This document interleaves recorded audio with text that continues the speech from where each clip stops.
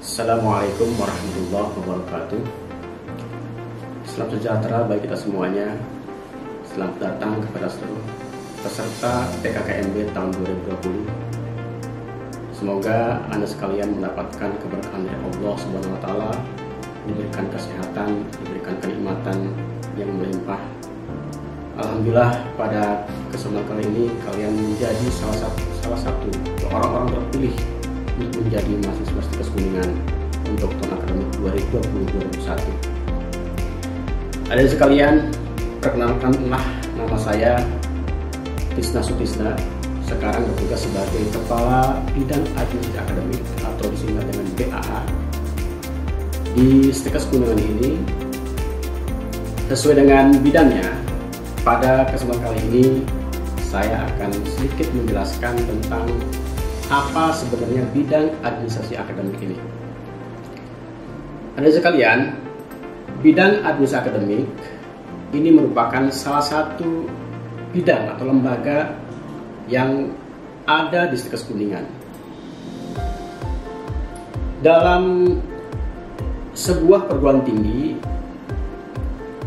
ada beberapa unsur pokok yang harus dipenuhi oleh perguruan tinggi tersebut, tidak terkecuali Stikes Kuningan, di mana ada beberapa unsur pokok. Salah satunya adalah tenaga pendidik yang pertama. Tenaga pendidik itu adalah dosen atau tenaga pengajar yang akan mengampu atau akan mengajar para mahasiswanya di kampus tersebut. Jika tidak ada dosen, tentunya tidak akan berjalan proses pembelajaran di perguruan tinggi tersebut. Yang berikutnya ada tenaga kependidikan. Apa itu tenaga kependidikan? Tenaga kependidikan adalah tenaga-tenaga ataupun staf-staf kependidikan yang salah satunya adalah bidang administrasi akademik, kemudian ada juga nanti bidang kemahasiswaan, ada bidang umum dan sarana prasarana dan seterusnya. Itu semuanya akan mendukung juga terhadap keberadaan pembelajaran atau kegiatan yang ada di perguruan tinggi. Yang ketiga tentunya ada peserta didik atau mahasiswanya. Jika masih tidak ada, maka perguruan tinggi juga tidak akan bisa menyelenggarakan pembelajaran di perguruan tinggi tersebut. Oleh karena itu, ada dan keberadaan dari dosen, tenaga pendidikan ataupun mahasiswa ini sangat penting, sehingga tidak bisa tidak ada maka tidak akan berjalan pendidikan ini. Tapi juga ada satu hal yang tidak bisa kita tinggalkan, tidak bisa kita abaikan, yaitu sarana prasarana. Sarana prasarana juga penting untuk mendukung keberadaan ataupun kegiatan yang ada di perguruan tinggi, sehingga keempat yang tadi yang saya sebutkan adalah merupakan unsur pokok perguruan tinggi untuk penyelenggaraan perguruan tinggi termasuk Stikes Kuningan. Kalau Stikes Kuningan tidak mempunyai dosen, tidak ada tenaga pendidikan, tidak ada mahasiswanya, tidak ada sarana prasarana, maka tidak akan berjalan pembelajaran atau kegiatan yang ada di Stikes Kuningan tersebut. Baik, ada sekalian, sebelum kita lanjut kepada pembahasan mengenai apa itu bidang administrasi akademik, kita lihat struktur organisasi yang ada di Stikes Kuningan, bahwa bidang administrasi akademik atau BA ini merupakan bagian ataupun merupakan di bawah dari Wakil Ketua 1 Bidang Akademik. Tadi sebelumnya kita sudah mendengarkan apa yang dijelaskan oleh Wakil Ketua 1 Bidang Akademik. Itu adalah merupakan secara struktural merupakan atasan dari bidang administrasi akademik. Di dalamnya ada sub bidang administrasi akademik dan sub bidang sistem informasi akademik. Nah, nanti pada saat ada sekalian masuk di Stikes Kuningan akan ketemu dengan orang-orang yang ada di Stikes Kuningan yang saya sebutkan tadi. Di antaranya tentunya ada ketua Bapak Haji Abdul Rahim SKPMH, kemudian ada Wakil Ketua 1 Bidang Akademik Bapak Cecep SKMMPH yang tadi sudah memberikan materinya. Kemudian saya sendiri Tisna Sutisna sebagai Kepala BAA, dan ada sub bidang administrasi akademik nanti akan ketemu dengan Bapak Jajan Jaludin, dan yang kedua adalah sub bidang sistem informasi akademik Bapak Agus Gunawan. Nanti semuanya ini akan kalian temui pada saat memulai proses pembelajaran di Stikes Kuningan, terutama pada saat awal-awal kalian masuk, maka kalian wajib untuk mengikuti proses KRS namanya ya. Nanti akan saya jelaskan apa itu KRS. Baik, berikutnya pertanyaan yang tadi sudah digulirkan adalah apa sebenarnya bidang administrasi akademik itu atau BAA. Bisa aja atau ada juga yang menyebutkan BAAK, BAA gitu kan ya. Nah, sesuai dengan singkatannya, maka bidang administrasi akademik atau BAA ini merupakan unsur pelaksana administratif yang membantu ketua di bidang administrasi akademik. Nah, BAA ini secara struktural di bawah bidang wakil ketua bidang 1, tetapi tanggung jawabnya sebenarnya bisa langsung kepada ketua. Hanya pembinaannya dilakukan oleh wakil bidang 1 bidang akademik. Nah, apa tupoksi BAK? Banyak sekali sebenarnya yang berhubungan dengan administrasi akademik. Itulah tupoksi atau tugas pokok fungsi dari administrasi akademik. Nanti akan jelaskan rinciannya. Baik, supaya lebih cepat, bahwa apa sih tugas rutin dari bidang administrasi akademik? Bidang administrasi akademik salah satunya mempunyai tugas atau fungsi untuk menerima calon mahasiswa yang registrasi dan heregistrasi. Registrasi, pendaftaran, dan heregistrasi, pendaftaran ulang. Ya. Untuk mahasiswa baru itu akan dilakukan oleh panitia penerimaan mahasiswa baru atau PMB, panitia PMB, dan umum tentunya. Nah, sedangkan untuk heregistrasi atau daftar ulang untuk mahasiswa lama itu dilakukan oleh BAA sendiri dan dibantu oleh BAK, bidang administrasi keuangan. Ya. Ada sekalian, selain yang pertama tadi, tugas rutin yang dilakukan oleh bidang administrasi akademik adalah pembuatan NIM untuk mahasiswa baru. Nah, NIM ini penting sekali. NIM itu singkatan dari nomor induk mahasiswa. Ada juga yang menyebutkan NPM, nomor pokok mahasiswa. Ini sangat penting bagi seorang mahasiswa karena dengan NIM tersebut menyatakan bahwa kalian nanti sebagai mahasiswa di Sedes Kuningan. Jangan lupa bahwa NIM ini setiap perguruan tinggi berbeda-beda dan ini menjadi simbol, menjadi tanda bahwa kalian nanti kuliah di mana. Nah, di antara NIM yang bisa kalian hafalkan atau kalian kenal di Sedes Kuningan ini ada kan yang kita tahu ada 7 program studi. Misalnya untuk mahasiswa dari program studi kebidanan, maka NIM yang akan diberikan oleh BAA adalah EBR 019000 sekian. Nah, contoh misalnya, kenapa ada kode EBR? EBR ini singkatan dari ataupun diambil dari jenjang, bahwa bidan itu D3 kebidanan adalah jenjangnya D3 lah. Kebidanan jenjang D3, maka simbolnya ataupun tandanya ditandai dengan E. B itu singkatan dari bidan dan R reguler. Kemudian 019 itu tahun masuk, kemudian 0001 misalnya itu berarti nomor urut. Nah, untuk tahun 2020 berarti 019 diganti menjadi 020. Berikutnya untuk keperawatan misalnya, maka diawali dengan C. C itu adalah jenjang dari S1. Sedangkan K adalah keperawatan, itu berarti singkatan dari keperawatan, dan R reguler. Reguler berarti program reguler, dan seterusnya seperti halnya tadi kebidanan. Untuk Kesmas, untuk S1 kebidanan, kemudian S2 kesehatan masyarakat, begitu pun sama. Nanti kalian akan temui NIM yang melekat di dalam nama adik sekalian pada saat sudah masuk sebagai mahasiswa STIKU sesuai dengan program studinya masing-masing. Tugas rutin yang berikutnya dari sekalian adalah tadi yang sempat saya sampaikan, ada layanan kartu rencana studi atau KRS. Jadi KRS singkatan dari kartu rencana studi.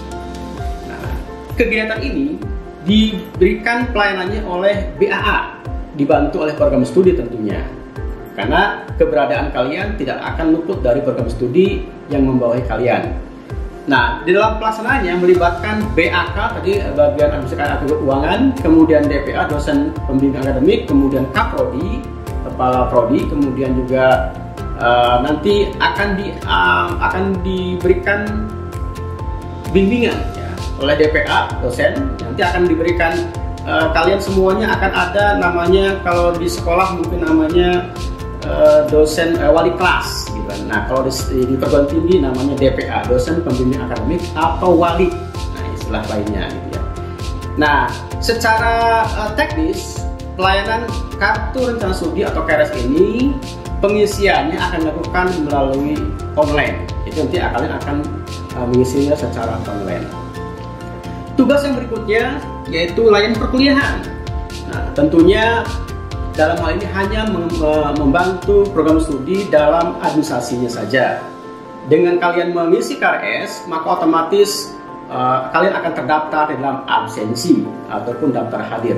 Nah, absensi inilah yang akan digunakan oleh program studi, oleh dosen-dosen untuk memberikan daftar hadir kepada kalian semuanya, apakah kalian masuk atau tidak. Dan ada tidaknya kalian dalam absensi itu tergantung pada mengisi atau tidaknya KRS. Oleh karena itu KRS yang tadi saya sebutkan itu penting sekali untuk kalian ikuti agar kalian resmi sebagai mahasiswa yang masuk dalam kelas nantinya. Berikutnya yaitu evaluasi perkuliahan. Di BA juga nanti kalian akan mendapatkan pelayanan berupa evaluasi aktivitas perkuliahan. Ada presensi mahasiswa dan dosen tadi sudah sebutkan. Kemudian ada ujian, kartu peserta ujian akan diberikan pada saat akan melakukan ujian tengah semester ataupun ujian akhir semester, gitu kan ya. Kemudian nilai-nilai juga akan diberikan oleh BAA, tentunya sebelumnya diberikan oleh dosen masing-masing atau oleh prodi masing-masing. Jadi adanya nilai bukan semata-mata ada di BAA, tetapi sebelumnya diberikan oleh dosen ataupun prodi masing-masing, tentunya. Kemudian penerbitan KHS ini juga akan diberikan kepada kalian pada saat kalian sudah selesai ujian. Ada KHS, jangan lupa dalam sistem perkuliahan di perguruan tinggi ada istilah SKS. Maka munculnya ada KHS, kartu hasil studi, akan memunculkan indeks prestasi atau indeks prestasi kumulatif IPK. Nah, kalian akan mendapatkan itu semuanya setelah selesai kalian memberikan melaksanakan ujian pada saat di akhir perkuliahan ataupun di tengah perkuliahan. Tugas rutin berikutnya adalah penyediaan pedoman dan prosedur layanan. Di sini bidang akademik akan memberikan kalian semuanya, adik-adik sekalian, pedoman akademik untuk dijadikan sebagai teknis ataupun pedoman bagi teknis pelaksanaan perkuliahan. Di samping juga ada prosedur di dalamnya agar perkuliahan kalian sesuai dengan yang diharapkan. Adik sekalian, banyak layanan administrasi akademik yang nanti kami akan sediakan dan kalian akan dapatkan. Yang lainnya adalah misalnya ketika kalian ingin cuti akademik, kami juga yang proses. Nanti kami akan mencetak formulir cuti akademik, kemudian kalian menyampaikan permohonan tersebut kepada kami, tentunya ditantangani oleh kaprodi ataupun oleh orang tua, wali murid, wali mahasiswa kalian masing-masing, kemudian sampai lagi untuk ditujukan kepada ketua Sikas Kuningan. Nah, formulanya kami sediakan. Kemudian input nilai dari dosen juga kami layani. Sebenarnya dalam sistem administrasi akademik kami siapkan dosen untuk menginput nilai, tetapi kami juga siap untuk menerima nilai dari dosen untuk kami inputkan dalam sistem informasi akademik.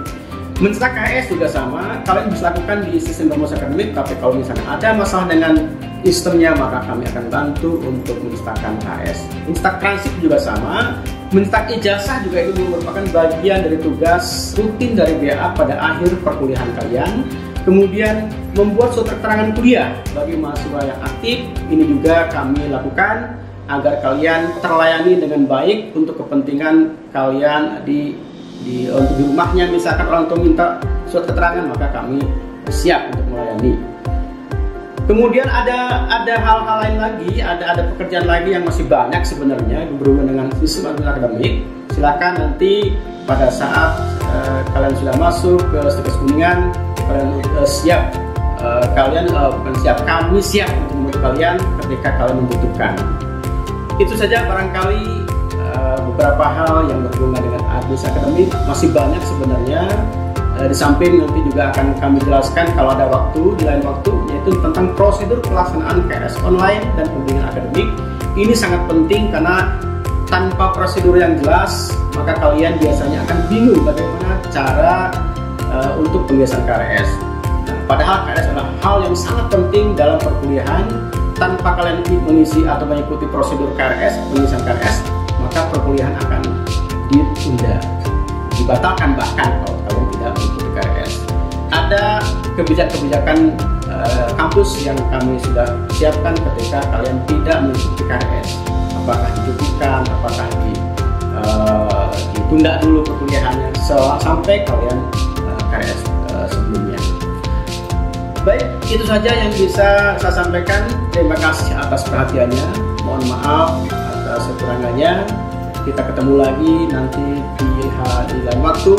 Mudah-mudahan adik-adik sekalian diberikan kesehatan, dan kami juga sebagai pelayan kalian semuanya juga diberikan kesehatan, sehingga kita hayuk sama-sama untuk bisa melaksanakan perkuliahan kalian di Stikes Kuningan dengan baik sesuai dengan prosedur yang sudah kami siapkan. Sekali lagi terima kasih, mohon maaf atas kekurangannya. Billahi taufiq wal hidayah. Wassalamualaikum warahmatullahi wabarakatuh.